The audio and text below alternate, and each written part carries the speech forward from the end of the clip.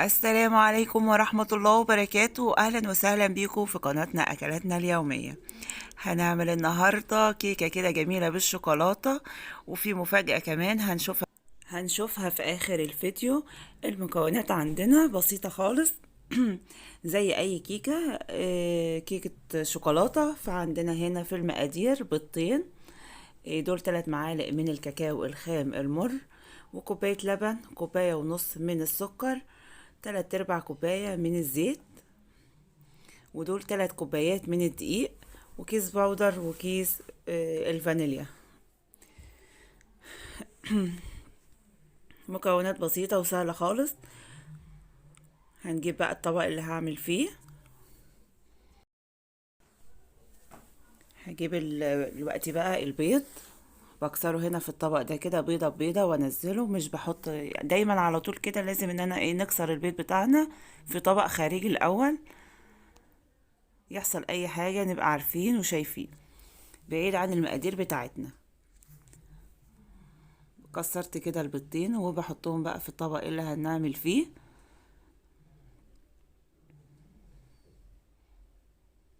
بدأت ان انا اضربهم بقى كويس جدا بالشكل ده كده. حطيت بقى معاهم السكر، دي كوباية وهحط نص كوباية. بضربه بقى كويس جدا بقى، نفضل كده نضربه حوالي 5 دقايق لحد ما لونه يفتح معانا ويبقى ابيض كده كده. دي حطيت هنا الفانيليا، وحطيت دي معلقة من الخل بالشكل ده كده. بفضل بقى اضرب كده حوالي 5 دقايق ضرب جامد لحد ما اللون بتاعنا يفتح خالص، اللون الاصفر ده يبقى ابيض بالشكل ده كده. شايفين بقى كده؟ دلوقتي انزل باللبن، كوباية اللبن بتاعتنا دافية، وبرضك استمر كده في التقليب كويس.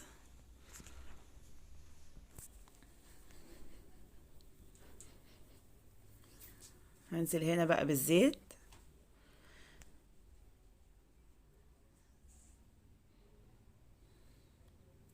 الكوباية بتاعتنا دي كوباية المعيارية عادي برضك زي كوباية المج العادي، ساعتها 250 ملي.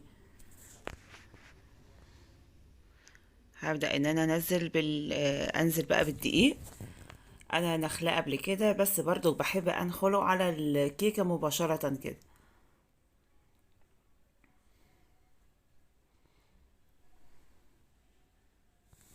هنا بحط ذرة من الملح كده، حاجة بسيطة خالص. حطيت انا اول كوباية من الدقيق، حطيت معاها ذرة من الملح، وبقلب. ما بحطش الدقيق كله مرة واحدة، كوباية كوباية كده، وما تختفي ابدأ احط الكوباية التانية. اول كوباية حطيت معاها ذرة الملح، تاني كوباية هحط معاها البيكنج باودر.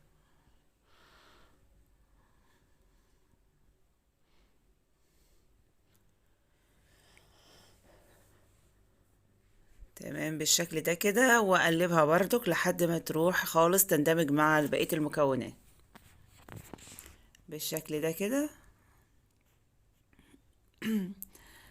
عفوا. ابدأ دلوقتي برضك انزل بالكوباية التالتة.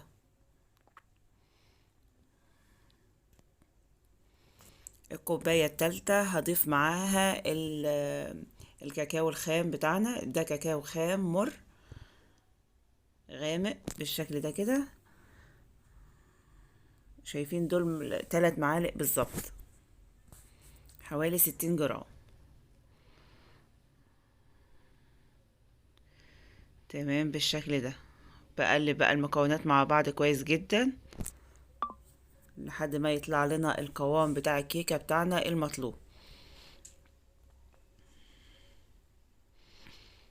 بالشكل ده كده. والتقليب دايما في اتجاه واحد، ما شاء الله بقى بالشكل ده كده. المفاجأة بقى بتاعتنا، لا الاول انا لسه هنحط البيكربونات الصوديوم، حبة صغيرين كده بين صوابعك بيتحطوا في الاخر خالص بالشكل ده كده. ونديلها تقليبة حلوة. المقادير بتاعتنا دي بقى يا جماعة، المفاجأة بتاعتنا ان المقادير ديت بنعمل بيها صينيتين، صينيتين مقاس 25. هتشوفوهم معايا دلوقتي. يعني الوقت كل صينية اخدت بيضاية واحدة، يعني ممكن تعملي المقادير دي على بيضاية واحدة بس، وكوباية سكر بس واحدة، ونص كوباية من الزيت، ونص كوباية من اللبن، وتعملي تورتاية واحدة من دول. انا بقى عاملة التورتتين دول، حاطه لهم المقادير اللي انا نازلة بيها دي. لكن لو هتعملي واحدة بس ممكن تقسمي المقادير دي بالشكل ده كده. اقسم هنا شوية وهنا شوية بالشكل ده كده. شايفين بقى القوام بتاع الكيكة بتاعنا الجميل ده، مع اللون بتاع الشوكولاتة بتاعها ده. اللون بتاعها جميل، قوامها حلو، لا تقيل قوي ولا خفيف قوي. هو ده القوام المظبوط للكيكة اسفنجية، خفيفة وهشة. ان شاء الله هتشوفوها معايا جميلة جدا ما شاء الله عليها. اما طلعت من الفرن كانت تحفة.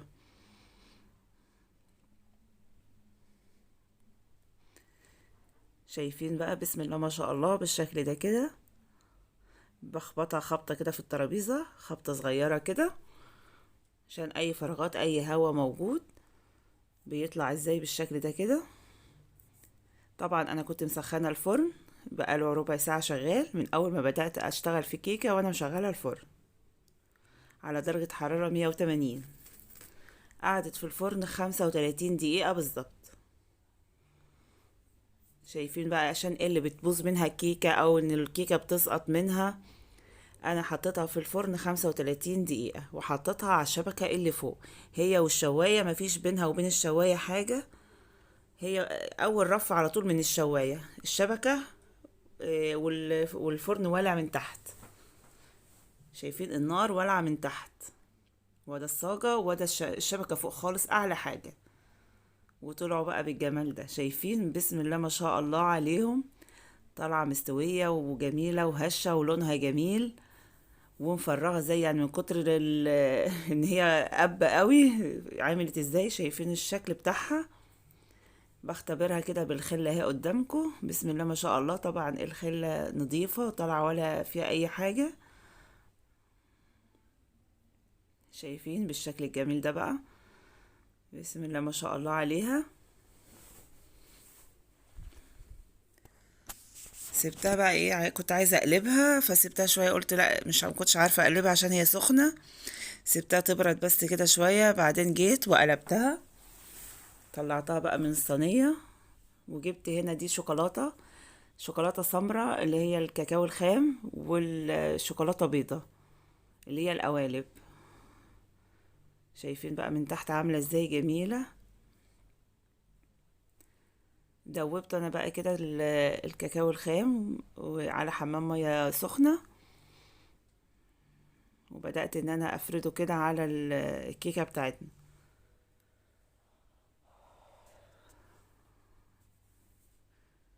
حطيت برضك الشوكولاتة البيضة في الكيس ده كده، وبدأت ان انا اعمله سيور كده اشكال عليها، اي شكل او اي منظر كده يعطي شكل حلو وطعم حلو برضك للكيكة، ولادك يفرحوا بيه بالشكل الجميل ده كده. يا رب تكون الوصفة عجبتكم. اتمنى تجربوها بالطريقة بتاعتي دي، ان شاء الله تعجبكم وتعجب ولادكم. والمقادير بتاعتنا بسيطة خالص، ممكن تقسميها. يعني انا عاملة بالبيضتين دول عاملة تورتتين، ممكن تعملي بيضة واحدة تعملي تورتاية واحدة بس. شايفين بقى اعطت شكل شوية حلو، والطعم كان تحفة ما شاء الله، كان طعمها جميل جدا. شايفين الشوكولاتة وهي نازلة كده سايحة ما شاء الله عليها، والطعم بتاعها بقى كان جميل جدا. اتمنى تجربوها. الوصفة جميلة وسهلة وما بتاخدش اي وقت خالص، وما استعملناش اي لا مضرب ولا خلاط. المضرب السلك العادي خالص طبعا موجود في كل بيت. عملناها في 10 دقايق. بسم الله ما شاء الله بالشكل الجميل ده بقى. قد ايه الشوكولاتة دي اعطتها منظر جميل وطعم حلو طبعا. التزيين بقى انت وراحتك بقى، زيناها تبع الموجود عندك في البيت. اي حاجة بقى عندنا في البيت ممكن نزين بيها، اي حاجة ولادنا بيحبوها ممكن نحطها على الكيكة بتاعتنا. بيحبوا الكريمة ممكن تعملي لهم كريمة عليها كريم شانتيه. اي حاجة هما بيحبوها بنحطها لهم. انا طبعا ولادي بيحبوا الشوكولاتة، عاشقين للشوكولاتة فحطت لهم شوكولاتة بيضة وبني وعجبتهم جدا. يا رب يكون الفيديو عجبكم واتمنى تجربوه بالطريقة بتاعتي.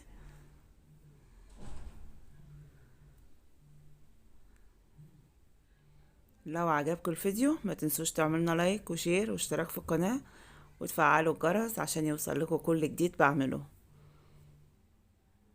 والسلام عليكم ورحمة الله وبركاته.